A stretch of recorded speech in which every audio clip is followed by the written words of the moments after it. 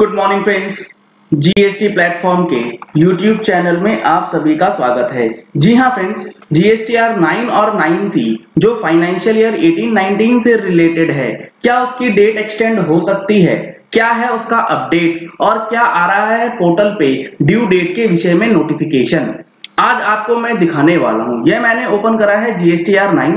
इसके अंदर हम लोग चलेंगे एनुअल रिटर्न के सेक्शन में और यहाँ पर आपको मैं दिखाता हूं जो 18-19 का एनुअल रिटर्न का डेट है। ये आप देख पा रहे हैं यहाँ पे ड्यू डेट जो है उसे हटा दिया गया है। यहाँ पर फिलहाल ड्यू डेट जो है वो नहीं दिखाई जा रही।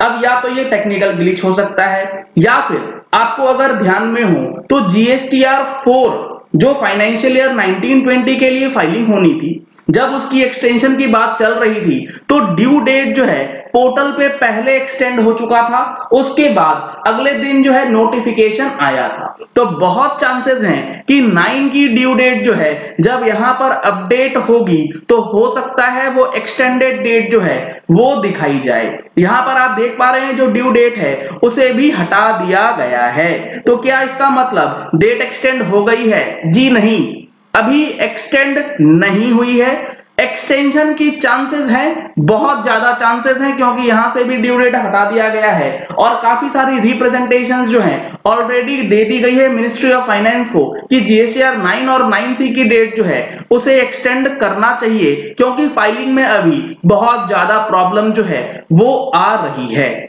पहली चीज तो ये हो गई कि जो हमारा जीएसटी पोर्टल है वो क्या कह रहा है। अब दूसरा जो बेसिस है कि एक्सटेंशन होगा, institute of chartered accountants of India ने जो एक्सटेंशन के लिए रिक्वेस्ट डाला है उसका लेटर है। इसमें बताया गया है request for extension of annual returns in GSTR 9 and 9A along with GST audit in 9C from 30th September to 31st December 2020। तो यहाँ पे इन्होंने काफी सारी चीजें जो हैं बताई हैं और एक्सटेंशन के लिए रिक्वेस्ट जो है वो डाला गया है। It is evident that COVID-19 has affected the entire world including India and the World Health Organization has announced COVID-19 outbreak as a pandemic. Majority of the offices are working only partially. Life has almost come to standstill and people are working for their survival। इस वजह से GSTR 9 और 9C के जो documents हैं वो clients ला करके नहीं दे पा रहे हैं ऑफिसेज में, और ऑफिसेज में जो वर्किंग स्टाफ्स हैं वो भी काफी कम है या बिल्कुल भी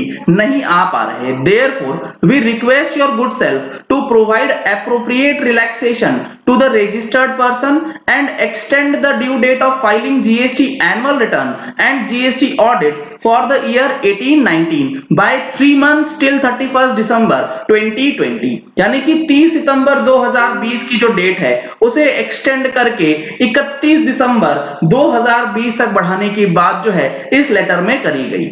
और एक ही रिप्रेजेंटेशन नहीं, इंस्टीट्यूट ने दो रिप्रेजेंटेशंस भेज रखी हैं फाइनेंशियल ईयर 18-19 के जो एक्सटेंशन से रिलेटेड है उसके लिए। यहां पर आप देख पा रहे हैं जो मैंने दूसरा खोला हुआ है difficulties in filing annual return in GSTR 9 for 18-19, इसके अंदर भी इन्होंने यही बोला है कि we refer to the notification 47 dated 9th October whereby filing of annual return under subsection 1 of section 44 of the CGST Act read with rule 80 of the CGST rules by the registered person having turnover up to 2 crores for the financial year 17-18 and 18-19 was made optional। ये चीज तो सबको पता है। आगे इन्होंने लिखा है accordingly many taxpayers did not file their GST annual return for the financial year 17-18, जिन्होंने GSTR 9 अपनी फाइल नहीं की है 17-18 की।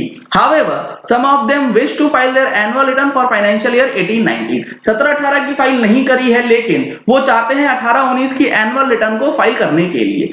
As it is optional, however the portal is not allowing them to file the return in 9 for the said year without filing the same for financial year 17-18। क्योंकि 17-18 का optional था इसलिए फाइल करा नहीं। अब 18-19 की फाइल करना चाहते हैं तो फाइल कर नहीं पा रहे क्योंकि पोर्टल जो है उसे अलाउ नहीं कर रहा जब तक वो 17-18 की एनुअल रिटर्न जो कि ऑप्शनल थी वो फाइल नहीं कर देता। Further If the registered person wishes to file annual return for 17-18 now, the GST portal is showing late fee for non-filing of GSTR 9 for 17-18। जी हाँ फ्रेंड्स, 17-18 की एनुअल रिटर्न अगर आप आज फाइल करते हैं तो उसकी लेट फीस जो है वो दिखाई जा रही है अगर आपका टर्नओवर 2 करोड़ रुपए से कम भी है, जबकि जीएसटी काउंसिल ने ऐसी लेट फीस को ऑलरेडी वेव ऑफ कर दिया है।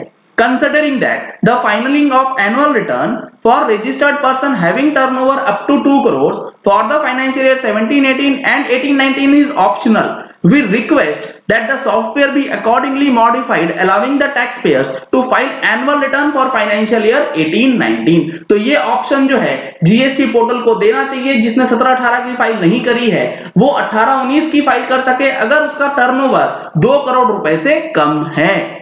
Hoping that our suggestions would be addressed positively and suitable amendment will be carried out। तो ये हो गया दूसरा जो रिक्वेस्ट है कि 18-19 की अलाउंस हमें दी जाए ताकि फाइलिंग हो सके अगर 17-18 की एनुअल रिटर्न जो है फाइल नहीं कर पाए हैं।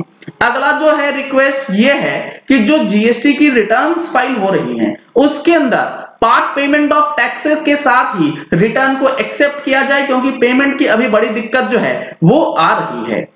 Mechanism for accepting part payment of taxes and or adjustment from cash ledger to boost revenue during COVID-19 time। इस सिचुएशन में जो पार्ट पेमेंट ऑफ टैक्सेस है उसको एक्सेप्ट करना चाहिए ताकि फाइलिंग में दिक्कत ना आए। Under the present system the taxpayer is required to file return in 3B and make the payment through input tax credit, and shortfall if any is met from the cash ledger।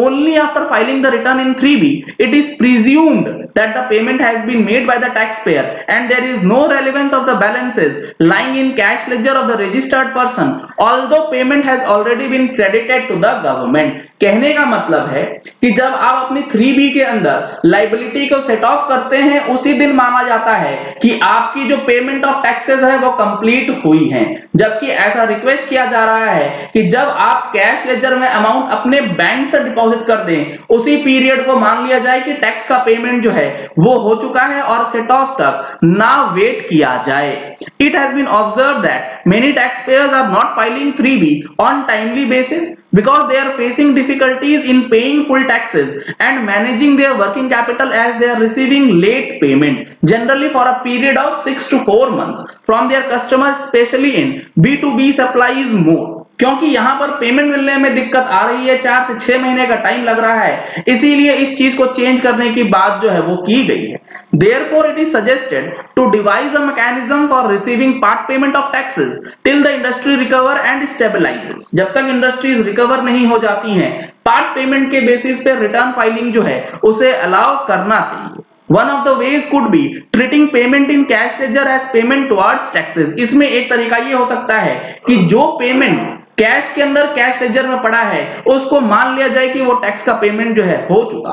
Other way could be developing a new mechanism for accepting part payment towards return for a particular month और a particular period, या फिर पूरा एक नया process बताया जाए कि किस तरीके से पार्ट पेमेंट करके रिटर्न जो है वो फाइल हो सकती है। तो इस अपडेट के साथ इस वीडियो को यहीं क्लोज करते हैं। आशा करते हैं कि आपको ये अपडेट पसंद आया होगा। अगर आपको ये अपडेट पसंद आया, अगर आपको ये वीडियो पसंद आया तो इस वीडियो को लाइक और शेयर करना मत भूलिएगा ताकि मैक्सिमम लोगों तक ये इंफॉर्मेशन पहुंच जाए कि जीएसटीआर 9 की जो ड्यू डेट है क्या वो एक्सटेंड हो सकती है या नहीं। अगर एक्सटेंड होती है तो किस दिन तक एक्सटेंशन जो है वो दी जा सकती है। अगर आपने हमारे चैनल पे फर्स्ट टाइम ट्यून इन किया है तो चैनल को सब्सक्राइब करने के लिए नीचे दिया गया रेड कलर का सब्सक्राइब बटन प्रेस कर लीजिएगा, साथ में जो बेल आइकन है उसे भी प्रेस कर लीजिएगा ताकि वीडियोस की नोटिफिकेशन आप तक रेगुलरली पहुंचती रहे। Thank you and have a nice day.